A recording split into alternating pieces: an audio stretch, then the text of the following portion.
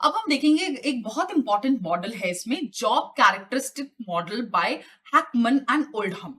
ये बहुत famous model है। Let's try and understand what this model says. So सबसे ज्यादा इंपॉर्टेंट क्या है कि we need to bring the job close to the person, as well as we need to have the right fit between the job and its holder. है ना? सही fit होना बहुत जरूरी है, नहीं तो वो जॉब होल्डर अपना काम अच्छे से नहीं कर पाएगा। तो उन्होंने कहा था कि जो जॉब कैरेक्टरिस्टिक मॉडल है that is based on 5 job characteristics. ये 5 जॉब कैरेक्टरिस्टिक्स के ऊपर बेस है, जो कि है skill variety, task identity, task significance, responsibility and feedback. अब ये जो 5 जॉब कैरेक्टरिस्टिक्स की बात कर रहे हैं उनको अपन डिटेल में समझेंगे कि ये 5 जॉब कैरेक्टरिस्टिक्स क्या है। तो सबसे पहले हम इसमें देखेंगे स्किल वेराइटी।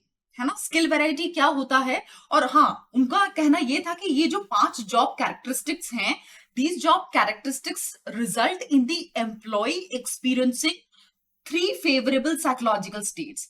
ये जब 5 जॉब कैरेक्टरिस्टिक्स होंगे तो एम्प्लॉइज एक फेवरेबल साइकोलॉजिकल स्टेट एक्सपीरियंस करते हैं, और वो फेवरेबल साइकोलॉजिकल स्टेट एक्सपीरियंस करने की वजह से उनका पॉजिटिव आउटकम आता है ना? जैसे आपका काम है, छोटा सा एग्जांपल देके शॉर्ट में इसको समझते हैं, फिर डिटेल में समझेंगे। तो सबसे पहले तो क्या है, क्या जॉब कैरेक्टरिस्टिक होना चाहिए कि भाई आप जो काम कर रहे हो उसका इम्पैक्ट आपके ऊपर और दूसरों के ऊपर बहुत अच्छा हो रहा है। तो जब ये रहेगा तो उसके साइकोलॉजिकल स्टेट पे क्या चीज आती है, that you are doing something really meaningful in your life, right? और उसका आउटकम क्या आता है, आपको खुशी मिलती है ऐसा काम करके, आप बहुत मोटिवेट होते हो ऐसे काम को करने के लिए और बहुत अच्छा परफॉर्म करने की कोशिश करते हो। तो यहाँ पे उन्होंने 3 चीजों को इनकॉर्पोरेट किया है कि जॉब कैरेक्टरिस्टिक्स, आपका साइकोलॉजिकल स्टेट, और उससे एक पॉजिटिव आउटकम निकल के आता है। तो देखते हैं क्या 5 जॉब कैरेक्टरिस्टिक्स एक्चुअली में होते हैं या होना चाहिए। सबसे पहला है इसमें स्किल वेराइटी। है ना? स्किल वेराइटी से वो क्या कहना चाह रहे हैं, the degree to which a job includes difficult activities and involves the use of multiple skills and talents of the employees.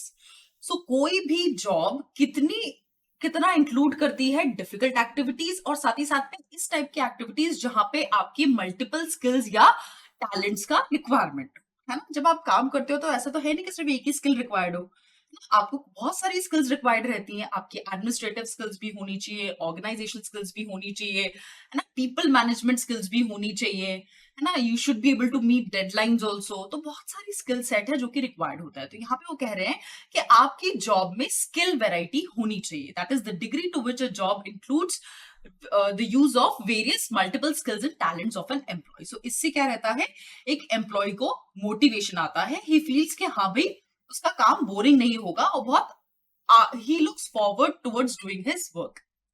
फिर नेक्स्ट है इसमें टास्क आइडेंटिटी। अब ये टास्क आइडेंटिटी क्या होता है, the degree to which the job requires completion of a whole and identifiable piece of work that is doing a job from beginning to end with a tangible outcome.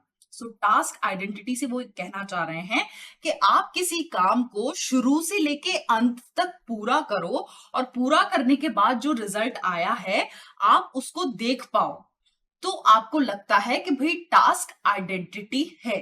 जैसे example के तौर पे अपन समझे, एक HR manager है या मान लो एक एचआर एग्जीक्यूटिव है, तो उसको उसका काम है रिक्रूटमेंट करना, और उसे बोला गया कि इस सप्ताह में आपको 2 एम्प्लॉयज को रिक्रूट करना है, राइट? तो उसने कहा ठीक है, अब वो रिक्रूटमेंट कैसे करना है, क्या करना है आप देखो। तो उसने खूब रिज्यूम्स ढूंढे, लोगों को कॉल किया, इंटरव्यू के लिए बुलाया, इंटरव्यू हुआ, और फाइनली 2 लोग by the end of the week select हुए। तो इसमें उसका टास्क क्या था, that within this week you have to recruit 2 people, right? So और by the end of the week उसने 2 लोगों को रिक्रूट कर लिया। ठीक है, तो उसने अपनी जॉब को शुरू से लेके एंड तक किया, और उसने वो टैंजिबल आउटकम देखा कि 2 लोगों ने कंपनी ज्वाइन कर ली। तो इसको कहते हैं टास्क आइडेंटिटी, क्योंकि जब आप किसी काम को पूरा कंप्लीट करते हैं तो we automatically get a feeling of sense of completion, जिससे हमें लगता है हाँ भाई चलो मेरा काम आज का खत्म हो गया। ये चीज आप लोगों ने भी अपनी पर्सनल लाइफ में भी एक्सपीरियंस की होगी कि जब कोई किसी काम को हम पूरा खत्म कर लेते हैं तो एक सेंस ऑफ सेटिस्फैक्शन ऑटोमेटिकली आता है। और वर्क प्लेस पे भी एक्सपीरियंस किया होगा जो लोग जॉब करते होंगे, कि कोई काम आपको दिया गया है, अगर वो पूरा अच्छे से कंप्लीट हो जाता है तो आपको लगता है चलो भाई मैंने ये काम कंप्लीट कर लिया, मेरा काम हो गया। तो इसी चीज को उन्होंने क्या कहा है, this is task identity, right? इसको हम टास्क आइडेंटिटी कहते हैं। फिर नेक्स्ट जो थर्ड जॉब कैरेक्टरिस्टिक है वो क्या है, टास्क सिग्निफिकेंस। टास्क सिग्निफिकेंस क्या कहते हैं, the degree to which the job has a substantial impact on the lives or work of other people. So task significance says कि कितनी डिग्री तक आप जो काम कर रहे हो उसका इम्पैक्ट दूसरों की लाइफ पे पड़ता है, या कितना आप जो काम कर रहे हो दूसरों को पसंद आता है, दूसरे उससे प्रभावित होते हैं, तो उसको टास्क सिग्निफिकेंस कहा है। जैसे the job of a doctor, the job of a nurse, है ना, जो वो काम करते हैं, जो उनकी जॉब है, it make impact in the life of other people and it makes a major impact in the life of other people. तो उनको लगता है they are contributing something really fruitful to the society.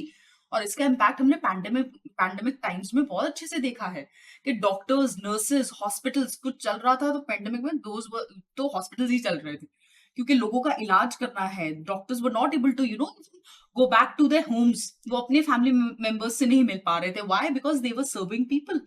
सो उस point in time पे that task was so important and so significant. इसी तरीके से बहुत सारी जॉब्स हैं, सभी जॉब्स हैं जो कहीं ना कहीं इम्पैक्ट छोड़ती हैं दूसरों के ऊपर। सो वो आपकी जॉब में वो टास्क सिग्निफिकेंस कितना है वो देखना बहुत जरूरी है, और उस एम्प्लॉय को भी वो फील कराना जरूरी है कि वो जो टास्क परफॉर्म कर रहा है वो कितना इंपॉर्टेंट है, what impact it will going to make in the lives of other people, right? फिर इसमें फोर्थ पॉइंट जो आएगा जॉब कैरेक्टरिस्टिक्स में, दैट इज ऑटोनॉमी। ऑटोनॉमी कुछ लोगों को पता भी होगा, the degree to which the job provides the employee with substantial freedom, independence and discretion in scheduling the work and in determining the procedure to be used in carrying it out. So आपको यहाँ पे कितनी छूट दी जाती है, कितनी आजादी दी जाती है कि आप अपने काम को अपने हिसाब से शेड्यूल करके, अपने प्रोसेस अप्लाई करते हुए अपने काम को खत्म कर सकते। जैसे किसी ऑर्गेनाइजेशन का कोई ब्रांच हेड है ना, वो ब्रांच हेड को बोल दिया कि भाई हमको आपकी ब्रांच से इतना टारगेट इस महीने चाहिए, आप देखो कैसे अचीव होगा। तो वो पूरी स्ट्रैटेजी अपने हिसाब से बनाएगा, फ्रीडम दे दी जाती है कि आपके अंडर जितनी भी टीम्स काम करती हैं, आप अपनी फ्रीडम से अपने हिसाब से आप काम करवाइए और इतना टारगेट हमें अचीव करके दीजिए। तो यहाँ पे क्या हुआ, उसे अच्छी ऑटोनॉमी मिली, उसे फ्रीडम मिला, तो वो अपने हिसाब से प्लानिंग करेगा, शेड्यूलिंग करेगा और वो टारगेट अचीव करके देगा। तो यहाँ पे उसको स्ट्रिक्टनेस नहीं बढ़ती गई कि नहीं आपको इस तरीके से ही टारगेट अचीव कराना है, वहां उसको फ्रीडम दे दिया गया कि भाई आप फॉलो करो जो भी आपको फॉलो करना है, बस हमें अल्टीमेट ऑब्जेक्टिव मीटअप होना चाहिए हमारा। तो इसी को हम ऑटोनॉमी कहते हैं। फिर हमारा फिफ्थ जॉब कैरेक्टरिस्टिक जो है that is feedback. Feedback is the degree to which an employee possesses information of the actual results of his or her performance. Feedback मिलना चाहिए एम्प्लॉय को कि वो जो काम कर रहा है या जो एक्चुअल रिजल्ट उसने अचीव किया है वो सही है या नहीं, गलत है तो क्यों है, सही है तो कैसे सही है। तो फीडबैक एम्प्लॉय को जब तक नहीं मिलेगा तो उसे सही इंफॉर्मेशन नहीं मिल पाती अपने एक्चुअल रिजल्ट्स के ऊपर कि भाई वो जो काम कर रहा है वो सही दिशा में कर भी रहा है या नहीं। सो फीडबैक होना बहुत इंपॉर्टेंट है। तो ये 5 जॉब कैरेक्टरिस्टिक बताए गए थे, which is skill variety, task identity, task significance, autonomy and feedback. So ये जो 5 जॉब कैरेक्टरिस्टिक्स है, इनसे हम क्या निकाल सकते हैं, ओवरऑल मोटिवेटिंग पोटेंशियल स्कोर किसी भी इंडिविजुअल का। सो ये मोटिवेटिंग पोटेंशियल स्कोर क्या है, इससे हम ये अंदाजा निकालते हैं कि एक एम्प्लॉय कितना मोटिवेटेड है और कितना नहीं। तो इसके लिए क्या फॉर्मूला यूज होगा, इसके लिए फॉर्मूला यूज होता है skill variety plus task identity plus task significance divided by 3। मतलब इन 3 चीजों का वो एवरेज ले लेते हैं और उसको इंटू करते हैं ऑटोनॉमी से और फिर इंटू करते हैं फीडबैक से। सो ये पूरा जब हम कैलकुलेशन करते हैं तो हमारे पास निकल के आता है मोटिवेटिंग पोटेंशियल स्कोर। अगर ये हाई रहेगा that means your employee is really motivated to perform better at his workplace और अगर ये स्कोर लो आता है तो कहीं ना कहीं वो सेटिस्फाइड नहीं है अपने काम से, कहीं ना कहीं उसे जो एक डिग्री ऑफ फ्रीडम रहता है मिलना चाहिए वो नहीं मिल रहा है, या उसे कोई प्रॉपर फीडबैक नहीं मिल रहा है, या वो अपने काम को करना एंजॉय नहीं कर रहा। So they can be an number of reasons because of which वो अपनी जॉब से खुश नहीं है और वो अपने काम को अच्छे से परफॉर्म नहीं कर पा रहा है। सो ये मोटिवेटिंग पोटेंशियल स्कोर हमें ये दर्शाता है, तो उसके लिए ये फॉर्मूला यूज होता है जो कि उन्होंने दिया था हैकमैन एंड ओल्डहम ने अपने मॉडल में। So after this motivating potential score, now we're going to see that this job characteristic theory further suggests that core job dimensions stimulate three critical psychological states. इनसे क्या निकल के आएंगे हमारे तीन critical psychological state based on the relationship that is specified in the model. तो क्या है हमारी वो तीन critical psychological state? First is meaningfulness of the work. This means the extent to which the employee experiences the job as the one which is meaningful, valuable and worthwhile. तो एक employ अपने काम को कितना मीनिंगफुल मानता है, कितना valuable मानता है, कितना वर्थवाइल मानता है, वो ट्रेट यहाँ पे आए। कई लोग कहते हैं कि यार हमारी जॉब जो है, जो काम कर रहे हैं वो ऐसा ही है, इतना कोई मतलब नहीं है, बस चल रहा है। सो ये वाली जो चीज है ये नहीं होनी चाहिए। हमको हमारे काम में मीनिंगफुलनेस मिलनी चाहिए, मतलब मिलना चाहिए, लगना चाहिए कि हम जो काम कर रहे हैं वो कुछ वैल्यू क्रिएट कर रहा है ऑर्गेनाइजेशन के लिए एज वेल एज हमारे लिए, राइट? तो ये एक साइकोलॉजिकल स्टेट है जो कि उन 5 जॉब कैरेक्टरिस्टिक से निकल के आती है, that how much meaningful you find your work is. Then comes second state is responsibility for work outcome. This means the extent to which the employee feels accountable for the outcome of the work he or she does. जैसे आपको कोई काम दे दिया है ना, अब अगर वो काम जो आपको दिया है वो किसी और को भी दिया है तो क्या होगा? आप दोनों सोचोगे यार वो कर लेगा, वो दूसरा सोचेगा वो कर लेगा, पता चला वो एंड में काम हुआ ही नहीं।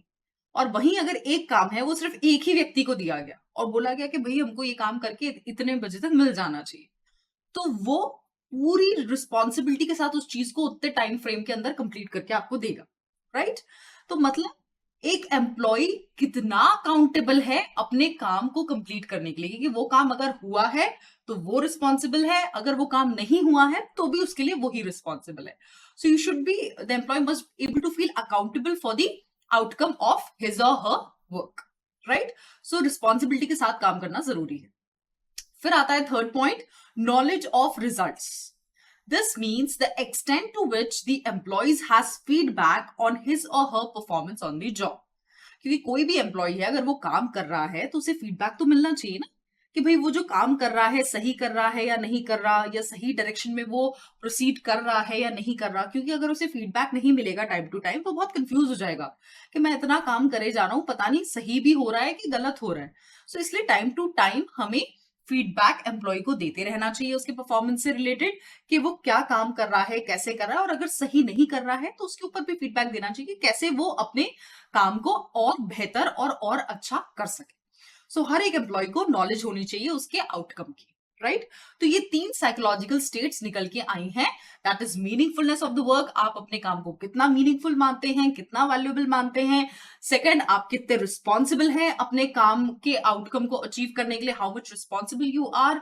Third is the knowledge of results, that is feedback, आपका जो फीडबैक मिलेगा उसको समझते हुए आप नेसेसरी चेंजेस अपने काम, अपने परफॉर्मेंस में कर सकते हैं, राइट?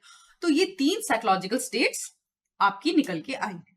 अब क्या हमने बात की थी शुरुआत में कि ये जो 5 कोर डायमेंशंस हैं, या जो हमारे 5 जॉब कैरेक्टरिस्टिक्स हैं, these leads to certain psychological states. तो वो सर्टेन साइकोलॉजिकल स्टेट्स क्या थी? वो 3 साइकोलॉजिकल स्टेट्स थी जो कि अभी हमने पढ़ी। और ये जो 3 साइकोलॉजिकल स्टेट्स हैं, these lead to certain outcome. ये 3 साइकोलॉजिकल स्टेट से कुछ आउटकम निकल के आता है। अब क्या आउटकम निकल के आएगा?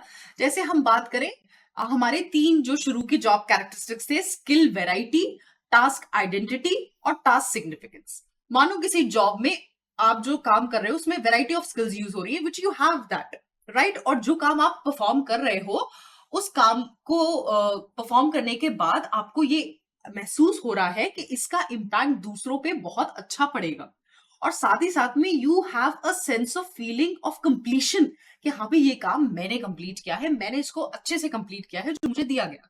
तो जब ये सारे डायमेंशंस होंगे तो आपको अल्टीमेटली आपका साइकोलॉजिकल स्टेट क्या बनेगा, that what ever work I am doing is really meaningful, है ना, मैं कुछ अच्छा काम कर रहा हूँ, कुछ समझदारी का काम कर रहा हूँ, कुछ अच्छा सेंसिबल काम कर रहा हूँ।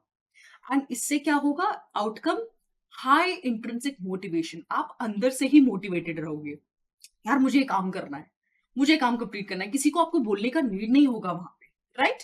So this is the outcome of these. तो ऐसे करके इनका कॉम्बिनेशन चलता है आपके जॉब कैरेक्टरिस्टिक, साइकोलॉजिकल स्टेट और आउटकम। एक और देखते हैं ऐसे एग्जाम्पल, ऑटोनॉमी, है ना, आपको फ्रीडम दिया गया है to make certain decisions and get the work done, right. तो क्या होगा साइकोलॉजिकल स्टेट, यार I am responsible for this, मैं ब्रांच हेड हूं, मेरी रिस्पॉन्सिबिलिटी है कि मेरी ब्रांच अच्छे से चले, मेरी ब्रांच वो आउटकम दे जो ऑर्गेनाइजेशन एक्सपेक्ट करता है, और उसके लिए मुझे फ्रीडम दिया है कि भाई जैसे चाहूं मैं काम कर सकता हूँ, राइट। वो अपने आप साइकोलॉजिकल स्टेट आती है कि रिस्पॉन्सिबिलिटी फॉर द आउटकम। तो उससे उससे फाइनल आउटकम हमारा क्या निकल के आता है कि हम मेहनत करते हैं to achieve the targets, we go even beyond the working hours to get our jobs done. तो high performance, high job performance, high job satisfaction, low absenteeism and turnover, वो ऑटोमेटिक दिमाग में आता है, यार आज छुट्टी ले ली तो आज का काम रह जाएगा मेरा, है ना, let me quickly go to the work, right. तो ये आउटकम्स आपके ऑटोमेटिकली निकल के आते हैं, राइट।